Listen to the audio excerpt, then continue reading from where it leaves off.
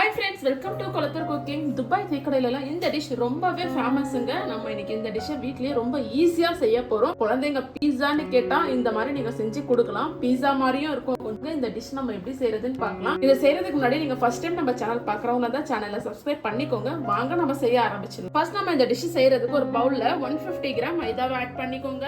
இது கூடயே 2 முட்டையை உடைச்சு ஊத்திக்கோங்க.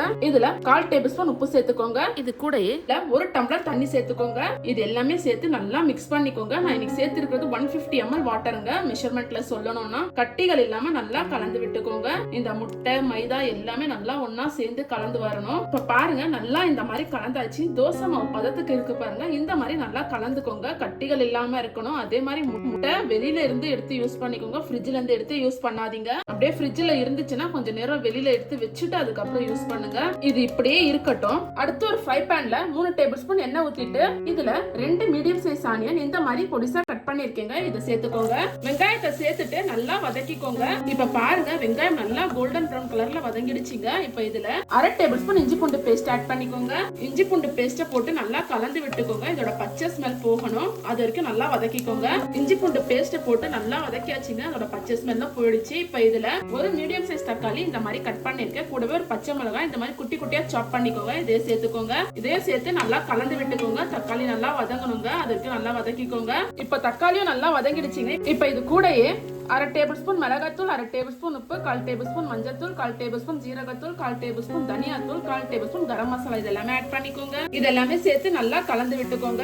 ஒரு 5 நிமிஷம் வதக்கிக்கோங்க. மசாலாவோட பச்சை ஸ்மெல் போறதுக்கு. உப்பு சேர்க்கும் போது பார்த்து சேர்த்துக்கோங்க. ஏற்கனவே மாவுலயே உப்பு சேர்த்து தான் கலந்துருக்கும். மசாலா எல்லாம் சேர்த்து நல்லா வதக்குனதுக்கு அப்புறம் இது கூடயே நான் இன்னைக்கு 200 கிராம் இந்த மாதிரி போன்லெஸ் சிக்கன் எடுத்திருக்கேங்க. இந்த மாதிரி இதை குட்டி குட்டியா கட் பண்ணிருக்கேன். இதே சேர்த்துக்கோங்க. இதே சேர்த்து நல்லா கலந்து விட்டுக்கோங்க.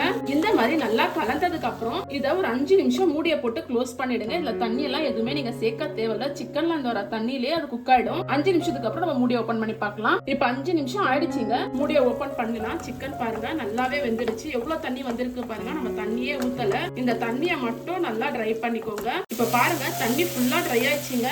என்ன பாருங்க நல்லா பிரிஞ்சு வருது. இந்த டைம்ல நீங்க ஸ்டவ் ஆஃப் பண்ணிடுங்க. ஸ்டவ் ஆஃப் பண்ணி இதை வேற ஒரு பிளேட்ல சேஞ்ச் பண்ணிக்கோங்க. இந்த மாதிரி சேஞ்ச் பண்ணதுக்கு அப்புறம் இதை நல்லா ஆற வச்சுக்கோங்க. அடுத்து ஒரு ஃப்ரை பேன்ல இந்த மாதிரி கொஞ்சமா ஆயில ஸ்ப்ரெட் பண்ணிக்கோங்க. இந்த மாதிரி பண்ணதுக்கு அப்புறம் நம்ம ஏற்கனவே கலந்து வச்சிருக்கோம் இல்லையா மாவு, அதுல இருந்து ஒரு 2 கரண்டி மட்டும் இதுல ஊத்திக்கோங்க. ஊத்திட்டு இந்த மாதிரி ஸ்ப்ரெட் பண்ணிக்கோங்க. ஸ்டவ் மீடியம் ஃப்ளேம்லயே வச்சுக்கோங்க. இது 2-3 செகண்ட்ல வெந்துருங்க. பாருங்க, இப்ப ஓரங்கள்லாம் வெந்துட்டு வருது. இந்த டைம்ல நம்ம ஏற்கனவே ரெடி பண்ணி வச்சிருக்கோம்ல இந்த சிக்கன் மசாலா, இதுல ஆட் பண்ணிக்கோங்க. இந்த மாதிரி ஆட் பண்ணதுக்கு அப்புறம் இந்த சிக்கனை லேசா இந்த மாதிரி அழுத்தி விட்டுக்கோங்க. ஸ்டவ் மீடியம் ஃப்ளேம்லயே வச்சுக்கோங்க. இது ரொம்ப முக்கியம். இப்ப பாருங்க, இந்த மாதிரி போட்டதுக்கு அப்புறம் இதுக்கு மேல மறுபடியும் இந்த மாவை ஊத்திக்கோங்க. இந்த மாதிரி ஊத்திட்டு இதுக்கு மேல மறுபடியும் நம்ம சிக்கனை போட்டுக்கலாம். இந்த மாதிரி எல்லாமே போட்டதுக்கு அப்புறம் இத மறுபடியும் ஒரு கரண்டி வச்சு இந்த மாதிரி லேசா அழுத்தம் கொடுத்துக்கோங்க. இந்த மாதிரி அழுத்தினதுக்கு அப்புறமா இதுல வேணும்னா நீங்க சீஸ் ஆட் பண்ணிக்கலாங்க. சீஸ் வந்து ஆப்ஷனல் தான். நான் வந்து எங்க வீட்டு குட்டீஸ்க்கு கொடுக்கறதால ஒரு கைப்பிடி அளவுக்கு மொசரல்லா சீஸ் ஆட் பண்ணிக்கிறேன். இந்த மாதிரி சீஸ் ஆட் பண்ணதுக்கு அப்புறமா இதுல மறுபடியும் ஒரு லேயர் மாவு போட்டுக்கோங்க. ஃபுல்லா இந்த மாதிரி ஊத்தி விட்டுருங்க. இந்த மாதிரி ஊத்தினதுக்கு அப்புறமா இந்த மாதிரி பண்ணிக்கோங்க. எல்லா சைடும் ஸ்ப்ரெட் ஆகிறதுக்கு. அவ்வளவு இந்த மாதிரி பண்ணிட்டு அப்புறம் நான் கொஞ்சமா கொத்தமல்லி இலைகளை அப்படியே மேல அழகா தூவி விட்டுக்கோங்க. இந்த மாதிரி தூவினதுக்கு அப்புறமா இத ஒரு 5 நிமிஷம் மூடிய போட்டு க்ளோஸ் பண்ணிடுங்க. எந்த டிஸ்டர்பன்ஸும் பண்ணாதீங்க. ஸ்லோ ஃப்ளேம்லயே வச்சுக்கோங்க.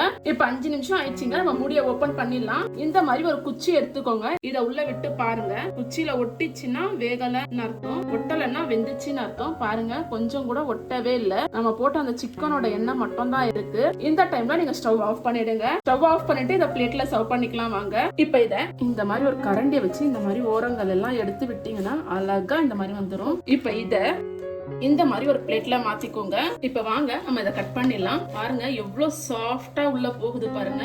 நம்ம போட்ட சீஸோட எவ்வளவு சூப்பரா இருக்கு. சாப்பிடவும் ரொம்பவே எம்மியா இருக்குங்க. அப்படியே பீஸா டேஸ்ட்லயே இருக்கும். உங்க வீட்டுல இருக்க குட்டீஸ்க்கு செஞ்சு கொடுத்தீங்கன்னா உடனே தட்டு காலி ஆயிடும். நீங்களும் இதே மாதிரி செஞ்சு பார்த்துட்டு எப்படி வந்ததுன்னு எனக்கு மறக்காம கமெண்ட்ல சொல்லுங்க. நம்ம சேனலை சப்ஸ்கிரைப் பண்ணிக்கோங்க. அப்படியே பேஜை ஃபாலோ பண்ணிக்கோங்க. தேங்க்யூ.